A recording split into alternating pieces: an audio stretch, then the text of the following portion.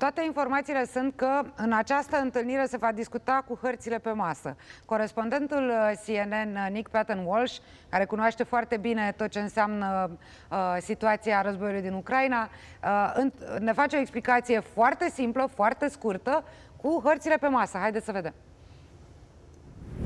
Any peace deal in Ukraine is going to ultimately be about land. And when President Trump talks about swapping territories, this is Russian-occupied areas, but it's these three parts here, black surrounded, that have always been part of Russian President Vladimir Putin's most maximalist war goals.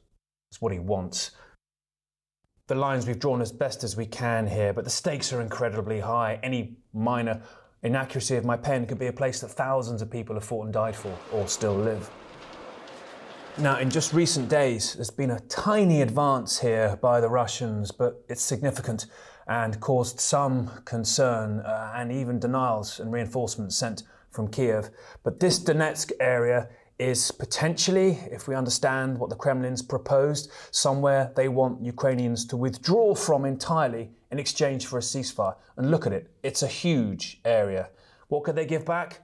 These tiny border parts occupied by Russia, a buffer zone, President Putin calls it, but it's hardly a fair exchange. And so the real hard to solve question, what happens to Zaporizhia here and Kherson? Now, Russia occupies probably about 2/3 of each, but Putin wants all of it.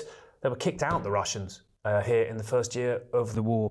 But it's impossible to imagine Ukraine deciding to pull out of massive areas like this, and equally impossible to imagine that Russians will give up a big strategic gain of a land corridor that they managed to take when the big invasion began down to Crimea that they've held since 2014. That's the sticking point, and there's very little obvious way through it.